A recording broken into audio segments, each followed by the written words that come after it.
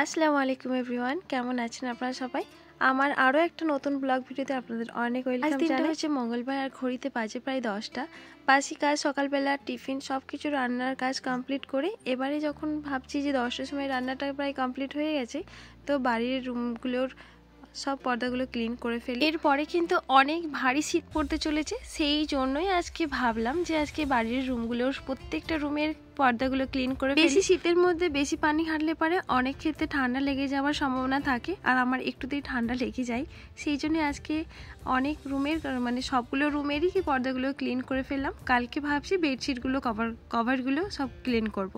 এবারে চলুন আপনাদের কিছু কালকের কমেন্টগুলো পড়ি। অনেক দিনই হলো আপনাদের কমেন্টগুলো পড়তে পারি না। সবুজ পৃথিবী আইডি থেকে একটা আপু আমায় কমেন্ট করেছে, আপু সবসময় বড় বাবুটার সঙ্গে প্রত্যেক সপ্তাহে দেখা করো, ওরা ওইখানে বড় অসহায় বোধ করে, মা বাবার মুখটা দেখলে তাদের মনটা ভরে যায়, অনেকটা কনফিডেন্স পায় মনের ভেতর থেকে। রেসিপিগুলো ভীষণ সুন্দর ছিল। সকালের ড্রিঙ্কসটা অনেক সুন্দর, ডুয়েলমূলক drinks. Thank you so much. ঠিক বলেছো, সত্যি কথা বলতে বাবুরা যখন হোস্টেলে পড়াশোনা করে ওদের বাবা মা বাড়ির প্রতি একটা অন্য টাইপের ওদের চিন্তাধারা থাকে।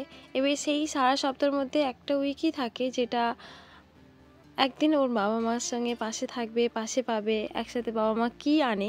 এখনও পর্যন্ত আমি আপনাদের সাথে একটা গল্প করি, এখনও পর্যন্ত আমার আব্বুজি যখন দিল্লি যায় বা কোথাও যায় তখন এখনও আশা করি মাকে জিজ্ঞাসা করি, আম্মাজি আব্বাজি কী নিয়ে আসলো। পর্যন্ত আব্বাজি যদি বাইরে বা দিল্লিতে যায় ওখান থেকে প্রত্যেকটা মেয়ের জন্য কিন্তু এখনও বিস্কিট বা ওখানের সবথেকে প্রিয় খাবারগুলো কিন্তু নিয়ে আসে। তো ওরা তো এখনও বাচ্চা, হোস্টেলে থাকে, তার উপরে সারা সপ্তাহের মধ্যে ওদের মধ্যে এখনও ম্যাচুরিটি হয় না, তারপর তো ওদের মধ্যে ভরপুর থাকে। আর হ্যাঁ, আমি কিন্তু আর চাই না যে এক সপ্তাহ ছাড়া যাব, এরকম কখনোই হয় না। ওকে দেখলে পরে আমার বেশি মায়া লাগে। আপু হয়তো তুমি ঠিকই বলেছো। আর আমার আরও একটা কমেন্ট পেয়েছি, সাইদা আপু তুমিও বলেছো যে আপু তুমি প্রত্যেক দিন বাবুর সাথে দেখা করবে। হ্যাঁ আপু, আমি প্রত্যেক দিনই দেখা করব। Thank you so much. দুটো কমেন্টই একই ছিল। সাইদা আপুর কমেন্ট আমি তুলে ধরতে পারলাম না যেহেতু আমার কাছে কোনো স্ক্রিনশট না থাকার কারণে। যাই হোক, আপনারা সবাই আমার বাবুদের জন্য দোয়া করবেন। আরও একটা চ্যানেল থেকে আমি কমেন্ট পেয়েছি, এসকে শামীম ভাই, আসসালামু আলাইকুম। ওয়ালাইকুম আসসালাম ভাইয়া, একটি লাইক দিয়ে ভিডিও দেখা শুরু করলাম, ইনশাল্লাহ শেষ পর্যন্ত আছি। মাশাল্লাহ আজকের ভিডিওটা অনেক সুন্দর হয়েছে। তোমাদের দোয়া ও ভালোবাসা নিয়ে এই নতুন চ্যানেল খুললাম, আমি তোমার ভাই শামীম ভাই। আচ্ছা, থ্যাংক ইউ সো মাচ ভাইয়া এত সুন্দর একটা কমেন্ট করার জন্য। আর হ্যাঁ, তুমি বিভিন্ন রকমের চ্যানেল খুলছো কিন্তু কাজ করছো না, আমি তোমায় সাজেস্ট করবো তুমি কাজ করো, কাজ করলে আরও ভাইয়া তোমার জন্য আমার তরফ থেকে অনেক অনেক দোয়া রইল।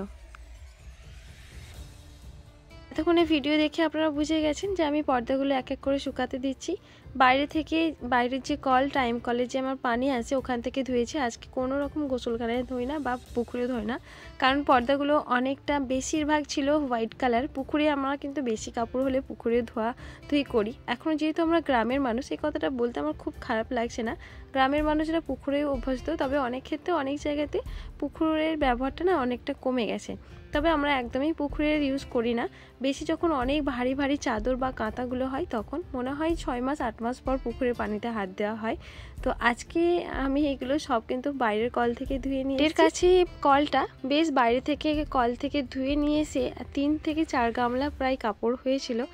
আজকে বেশ হিমশিম লেগেছে এক হাতে, সব ভারী শীত পড়ে যাচ্ছে। এখন মনে হয় এগুলোকে আমি আর 1 মাস হাতই দেবো না। তো ভালো করেই ক্লিন করেছি, একটু খাটনি হলেও কিন্তু পরিষ্কার পরিচ্ছন্ন সবারই দেখতে ভালো লাগে।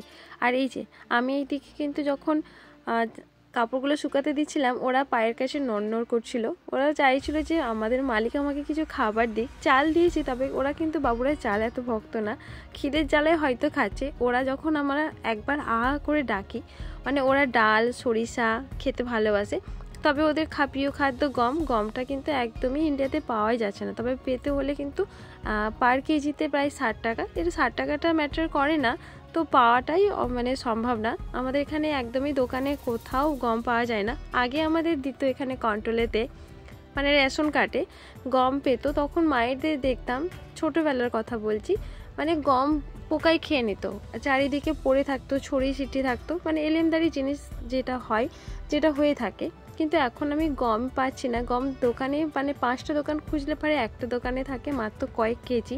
আর তেমনভাবে কিন্তু গম মানে গমের যে আগে আমরা ছোটোবেলায় দেখতাম বড় বড় বস্তা 4-5 টন একদম লোড করা থাকে দোকানে, সেইভাবে কিন্তু কোনোভাবে দেখা যায় না, খুব কম।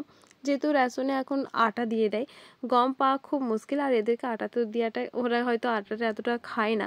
যাই হোক, এইগুলোকে দেখতেই পাচ্ছেন ওরা এত পোষ মেনে গেছে আমাদের বাড়িতে। আগের বার অনেকগুলো প্রায় উড়ে গেছে, এদেরকে উড়িয়ে দিল। ঠিক সন্ধ্যাবেলা হলে একটা বাচ্চা যেরকম আসে, সন্ধ্যাবেলা হলে যেমন ফিরে আসে, ওরা ঠিক সন্ধ্যাবেলা হলে ওদের বাসায় বসে যায়। আর এখানে দুটো পায়রা কম আছে, ওরা ডিম দিয়েছে। ওদের ভিডিওটা আমি আপনাদের অন্য একটা কোনো ভিডিওতে শেয়ার করব।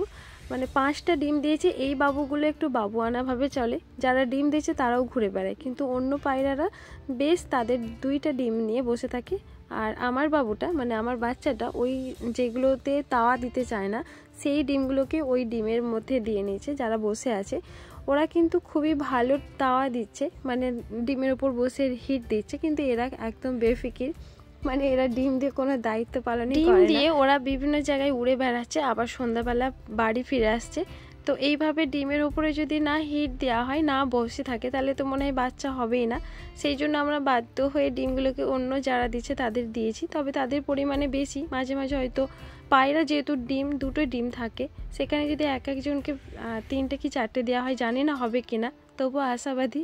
আশা তো ছাড়ি না, মানুষ মাত্রই আশাবাদী।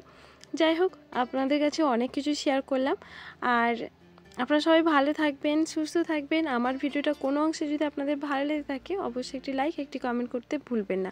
আর আপনারা যারা আছেন এই কাজ করেই ফেলেছেন, তাদের অনেক অনেক দোয়া অ্যান্ড ভালোবাসা রইল।